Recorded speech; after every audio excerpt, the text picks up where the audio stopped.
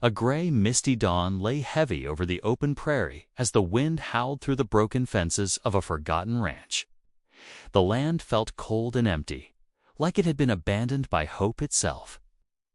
Caleb Stratton stepped onto the soil for the first time, the ranch left to him by his late uncle. He had not even unpacked his bag. His boots, still scarred and dusty from years of war, pressed into the hard ground as he walked toward the old barn standing alone against the sky. The barn looked tired and wounded. Its roof sagged, and its wooden walls were cracked and rotting. When Caleb pushed the door open, the rusted hinges screamed loud enough to slice through the silence.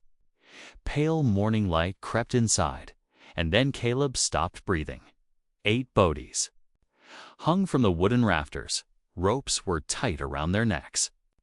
Their bare feet hovered above the dirt floor, casting long shadows that stretched across the barn like dark fingers. The wind slipped through the cracks in the walls, making the bodies sway slowly back and forth, like broken spirits caught between worlds. The sight struck Caleb harder than any battlefield he had ever known. His chest tightened. He had seen death before, more times than he could count. But this was different.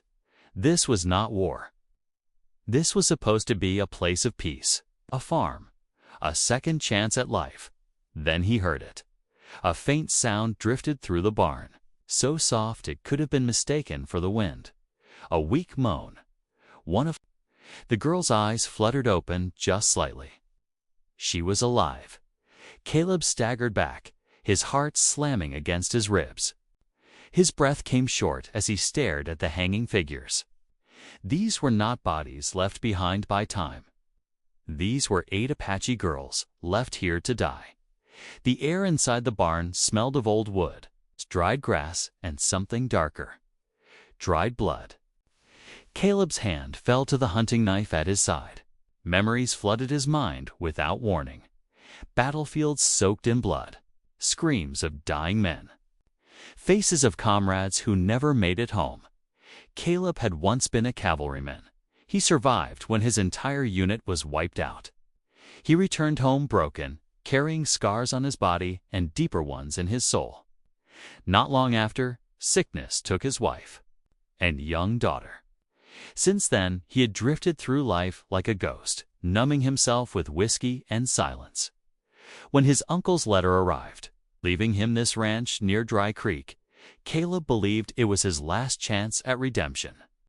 He dreamed of fixing fences, repairing the house, and living out his days in quiet solitude. That dream died the moment he stepped into the barn.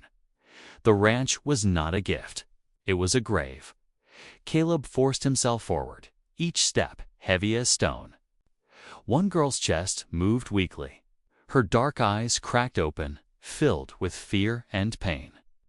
In that moment, Caleb saw his daughter's face, gasping for breath as sickness stole her away. The memory nearly broke him. He could not walk away. Caleb pulled the knife free. T's hands trembled as he reached the first rope and slashed it clean through. The girl collapsed into his arms, cold and limp. He lowered her gently to the ground, pressing his ear to her chest. A faint breath remained. He worked fast.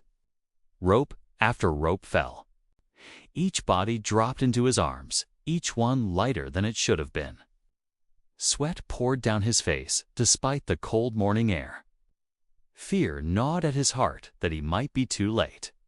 When the last rope fell, Caleb collapsed to his knees, gasping. He dragged the girls out of the barn, laying them on the ground where sunlight touched their pale faces. Slowly, warmth returned. One girl whispered through cracked lips, asking him not to leave. He carried them into the small cabin nearby. The place smelled of mold and age, but it was shelter.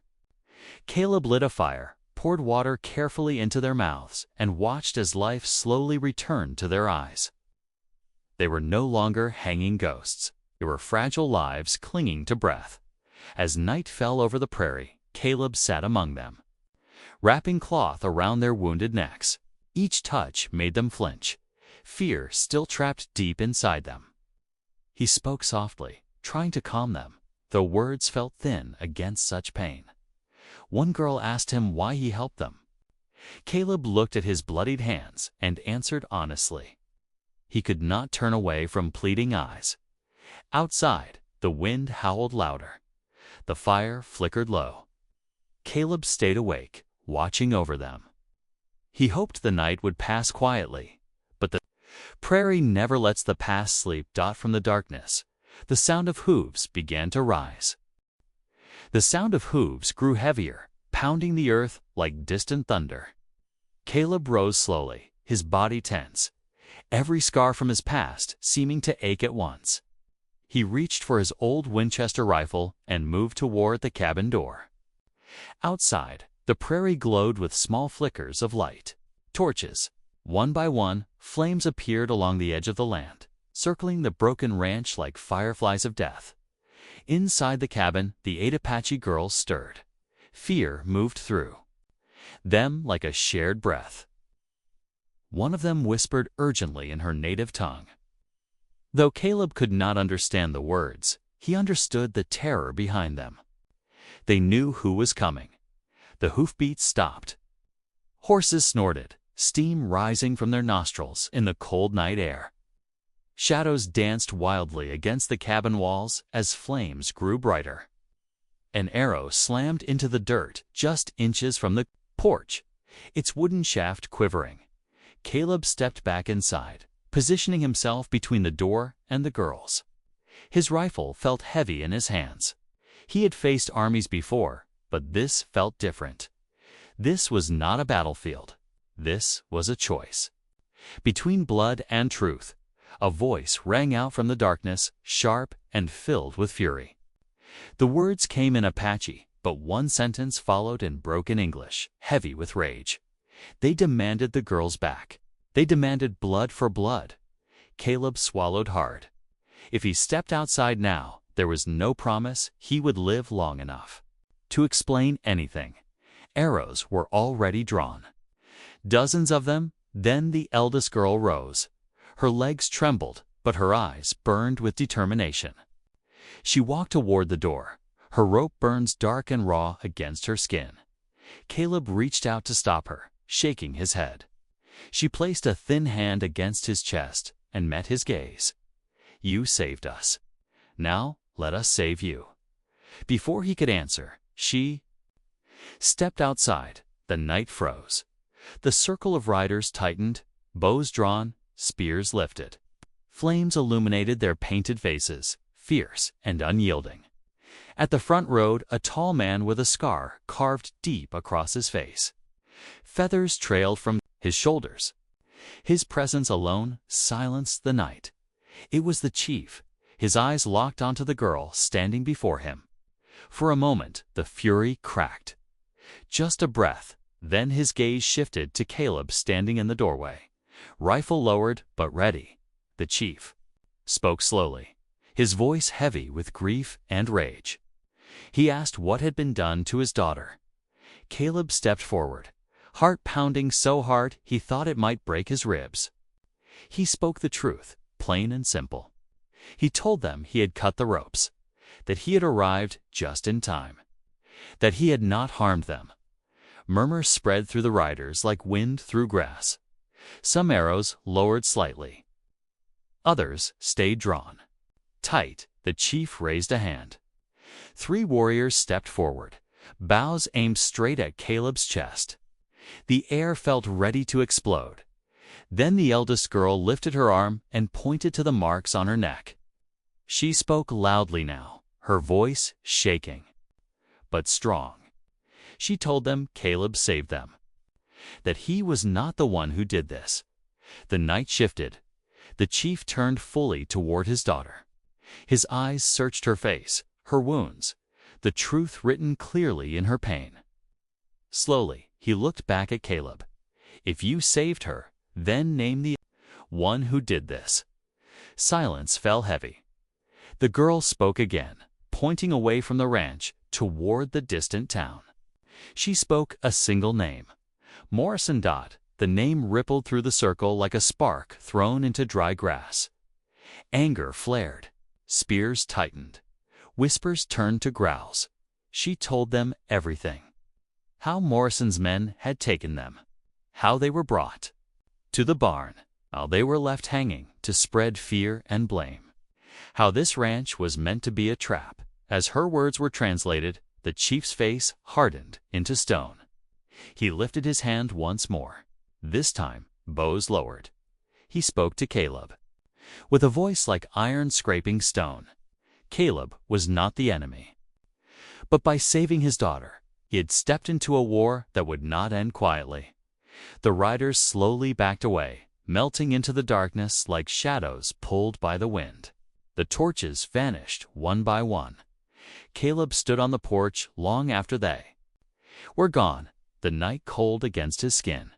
He knew one thing with absolute certainty. Morrison would come. And when he did, the prairie would burn. The next night, the wind screamed across the prairie, rattling the broken fences like warning bells.